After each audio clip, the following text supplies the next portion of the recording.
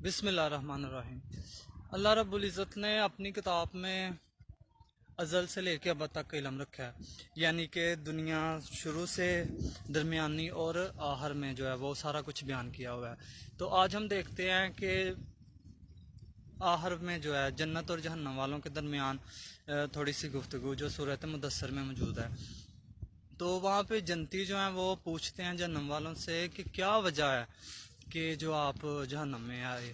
تو وہ وہاں پہ وجوہات میں سے 4 بڑی وجوہات بتاتے ہیں۔ وہ پہلی بتاتے ہیں کہ ہم نماز نہیں تھے پڑھتے، اس وجہ سے ہم جہنم میں آ گئے۔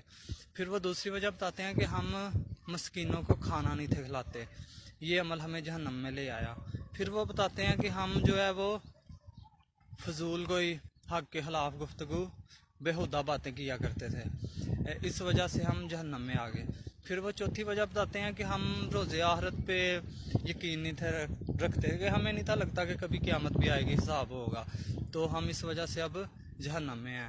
تو اسی طرح اللہ رب العزت نے نشانیاں بتا دی ہیں، عمل بتا دی ہیں کہ جنت اور جہنم والوں کے درمیان فرق بتا دیا، نشانیاں۔ اسی طرح ہم نے اب خود ہی اپنے اندر دیکھنا ہے کہ ہمارے اندر یہ نشانیاں بری ہیں یا اچھی ہیں، تو ان کو ہم نے دیکھ کے صحیح کرنا ہے۔ جو جہنمی والوں کی نشانیاں ان کو ختم کر کے جو جنت والوں کی نشانیاں ان کو انشاءاللہ اپنے اندر پیدا کرنا ہے انشاءاللہ ہمیں۔